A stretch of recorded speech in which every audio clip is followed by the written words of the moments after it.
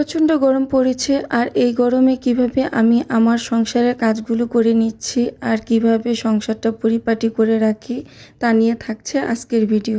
Hello everyone, আমি উম্মে জামান মিম welcome করছি আমার ডেইলি লাইফস্টাইল ব্লগে। আশা করছি নতুন হিসেবে আপনারা আমাকে অনেক অনেক সাপোর্ট করবেন এবং কি আমার ভিডিও ভালো লাগলে অনেকের মাঝে শেয়ার করে দিবেন। আমার ছেলের এসএসসি পরীক্ষা চলছে, তো দিনের বেলাতে প্রচুর পরিমাণে গরম, ওর এক্সট্রা একটু কেয়ারের প্রয়োজন পড়েছে। ও যেহেতু পরীক্ষার্থী, ওকে মাঝে মধ্যে একটু শরবত করে দিতে হয় বা ফল কেটে দিতে হয়, এই কেয়ারগুলো করতে হয়।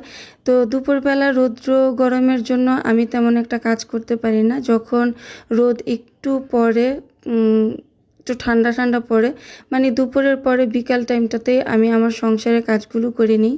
এটা কিন্তু আমার প্রতিদিনের রুটিন না, এখন আপাতত প্রচণ্ড গরমের কারণে আমি এইভাবে কাজ করছি। আমার যেহেতু অ্যালার্জি, শ্বাসকষ্টের সমস্যা আছে, সেই সাথে মাইগ্রেনের সমস্যাও আছে, তো সব দিক চিন্তা করেই আমি আমার সংসারের কাজগুলো এইভাবে করে থাকি। আপাতত এভাবেই করছি। কথা বলতে বলতে কিন্তু আমি আমার রুমের বিছানাটা গুছিয়ে নিয়েছি, সেই সাথে ফার্নিচারগুলো মুছে পরিষ্কার করে নিলাম। প্রচুর পরিমাণে ধুলা জমেছে। আমার বাসাটা যেহেতু রোড সাইড আর দক্ষিণ সাইডের বাসা, বাতাসে প্রচুর পরিমাণেই ধুলা আসে বাসার ভিতরে। আমার রুমটা কিন্তু অলমোস্ট ডান। আমি আমার রুমটাকে একেবারে গুছিয়ে পরিপাটি করে ফেলেছি। তবে এই গরমের মধ্যেও আমার মতো পাগল কে কে আছে, শাড়ি পরতে ইচ্ছে করেছে, শাড়ি পরে আজকে ভিডিও করছি। ওই যে কথায় আছে না, শখের তোলা 80 তোলা। শাড়ি পরেও কিন্তু আমার কাছে গরম লাগছে না, তবে ড্রেস পরেই কিন্তু বেশি গরম লাগে আমার কাছে, এটাই মনে হচ্ছে শাড়ি পরার পরে।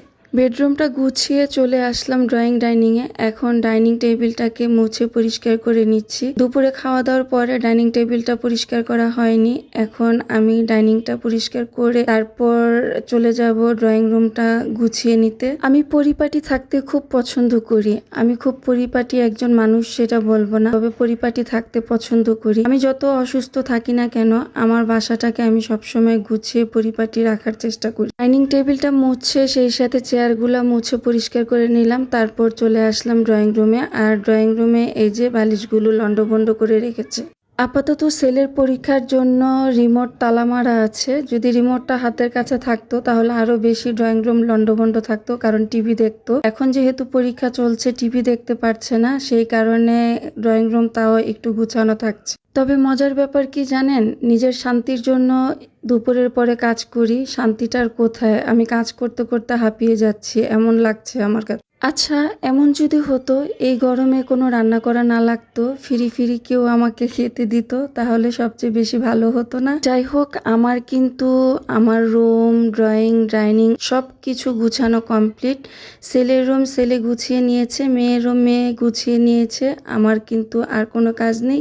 এখানে মেয়ে আমের জুস বানিয়েছিল, মানে কাঁচা আমের জুস। এখন কাঁচা আমের জুসটা আমি খেয়ে নিচ্ছি।